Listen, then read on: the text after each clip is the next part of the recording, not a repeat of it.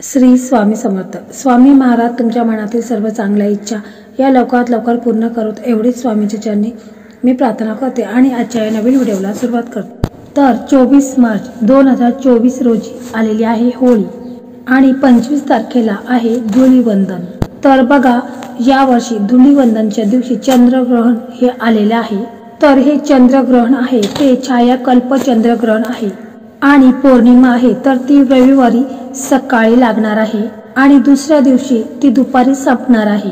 बघा, 24 तारखेला पौर्णिमा आहे आणि दुसऱ्या दिवशी म्हणजे 25 तारखेला धुलीवंदन आहे. तर या दिवशी बघा चंद्रग्रहण देखील आहे.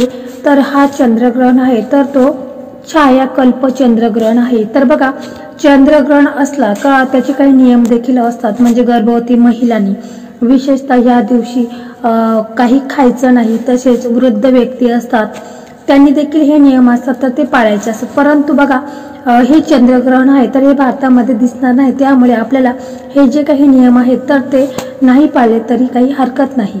तर बघा 24 आणि 25 तारीख. तर बघा 24 तारखेला पौर्णिमा आहे आणि 25 तारखेला चंद्रग्रहण आहे. तर यावेळेस बघा काय झालेलं आहे की होळी आलेली आहे, पौर्णिमा आणि त्याच्यामध्ये चंद्रग्रहण.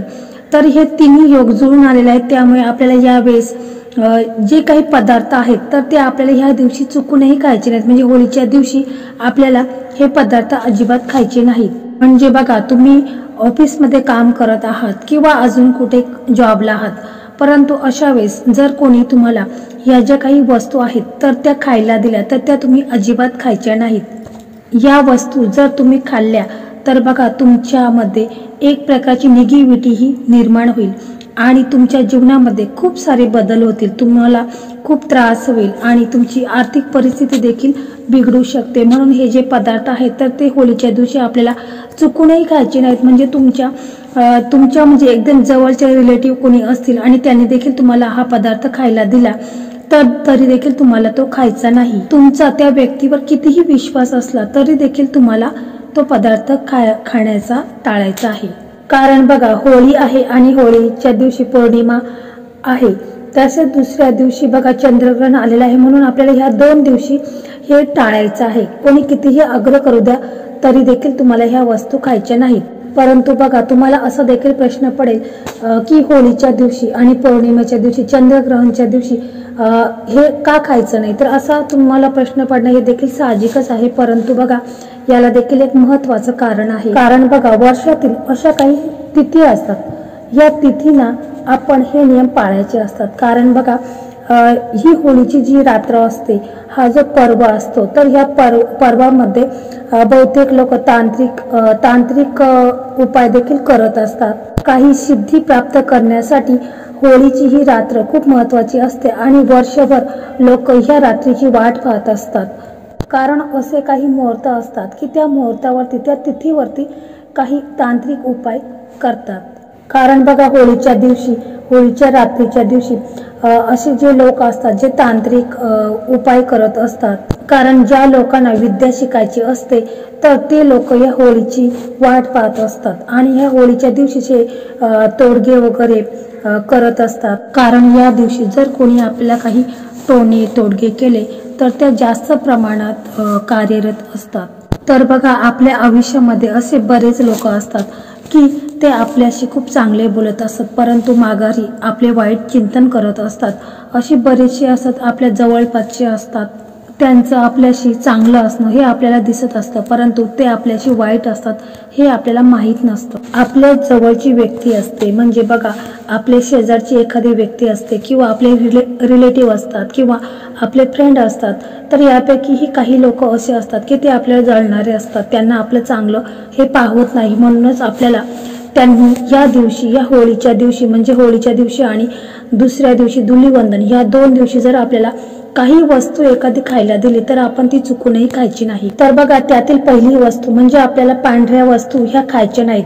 तर त्याच्यामध्ये बघा, पांढरी मिठाई असू द्या किंवा दही असू द्या, दही भात असू द्या, अशा पांढऱ्या कलरची म्हणजे कोणतीही मिठाई असू द्या किंवा ताक असू द्या, दूध असू द्या किंवा आपल्याला एखाद्या शेजाऱ्याने आपल्याला तिथे बोलवलं आणि आपल्याला त्यांनी दूध प्यायला दिलं किंवा एखादी मिठाई जरी खायला दिली तरी आपण ती चुकूनही खायची नाही। तुम्हाला असा देखील प्रश्न पडेल की मंदिरामध्ये आपण गेल्यावर आपण तो प्रसाद असतो तो आपण ग्रहण करायचा का?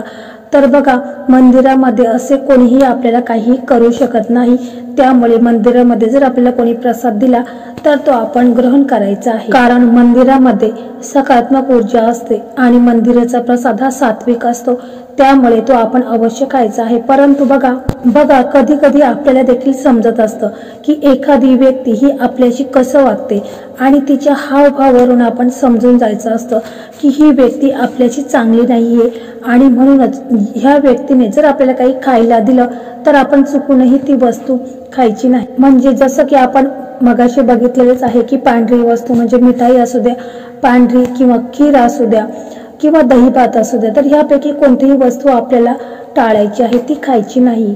कारण पांढरी जी वस्तू आहे तर तिच्यावर ज्या काही बाधा आहेत, जी काही नकारात्मकता आहे तर त्या लवकर होत असतात आणि म्हणूनच कोणी तुम्हाला कितीही आग्रह केला तरी देखील या वस्तू तुम्हाला चुकूनही खायच्या नाही। किंवा तुम्हाला एखाद्या व्यक्तीवर डाऊट असतो की ही व्यक्ती माझ्याबद्दल कधीही चांगलं विचार करत नाही, माझ्याबद्दल तिच्या मनात सतत निगेटिव्ह विचार असतात आणि अशा व्यक्तीने आपल्याला जर पांढरी मिठाई दिली किंवा देवाचा प्रसाद सांगून जर आपल्याला दिला तर मग काय करायचं आहे?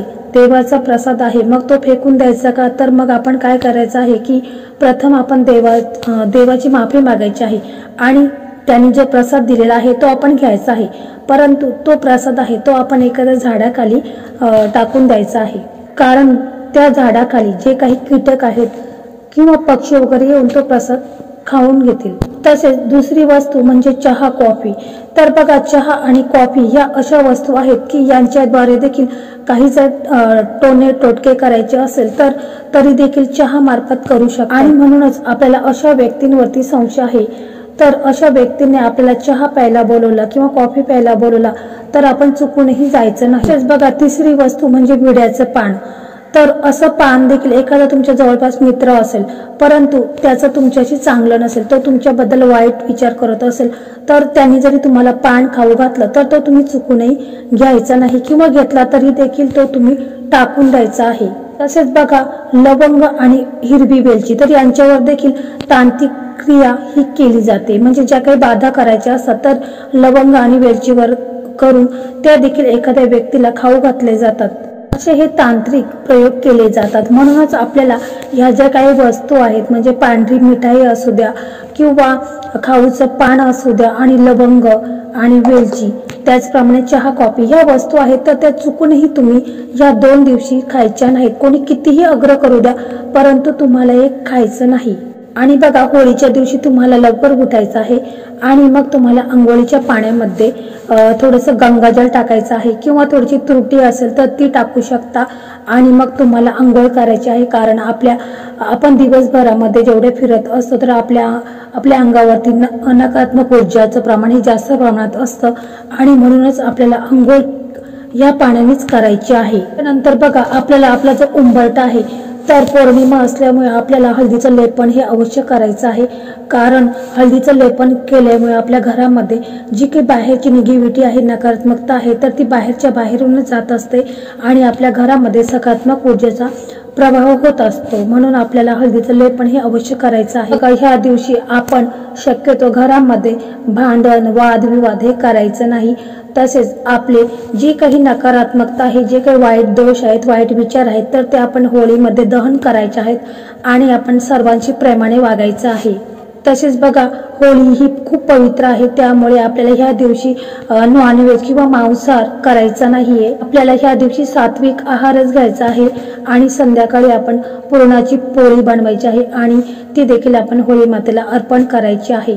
होळी रे होळी पुरणाची पोळी अशी देखील गावाकडे पद्धत असते। तर अशा पद्धतीमध्ये देखील आपण बोलायचं आहे आणि होळी मातेला प्रदक्षिणा मारायच्या आहेत आणि आपले ज्या काही मनामध्ये वाईट विचार आहेत, वाईट दोष आहेत तर ते होळिकेमध्ये दहन करायचे आहेत। आणि बघा, या दिवशी ज्या आपण काही वस्तू पाहिलेल्या आहेत तर या वस्तू चुकूनही तुम्ही इतरांनी कितीही तुम्हाला आग्रह केला, तुमच्या रिलेटिव्ह असू द्या, तुमचा फ्रेंड असू द्या किंवा तुमचा शेजारचा असू द्या, परंतु ह्या वस्तू तुम्ही चुकूनही खाऊ नका, कारण यामुळे बघा आपल्यावरती काही बाधा होऊ शकतात किंवा आपल्या घरामध्ये इडापिडा ही आपल्या मागे लागू शकते आणि आपल्या घरामध्ये जी काही सुख शांती आहे तर ती नष्ट होईल। आणि म्हणूनच आपण जे काही नियम आहेत तर ते नियमाचं देखील पालन करायचं आहे आणि ह्या वस्तू खाणे टाळायचं आहे। तर मित्रांनो बघा, अशा प्रकारे आजचा हा व्हिडिओ होता। तर हा व्हिडिओ तुम्हाला कसा वाटला कमेंटमध्ये नक्की सांगा। व्हिडिओ आवडला तर व्हिडिओला लाईक करा, शेअर करा आणि चॅनलला सबस्क्राईब करा। धन्यवाद।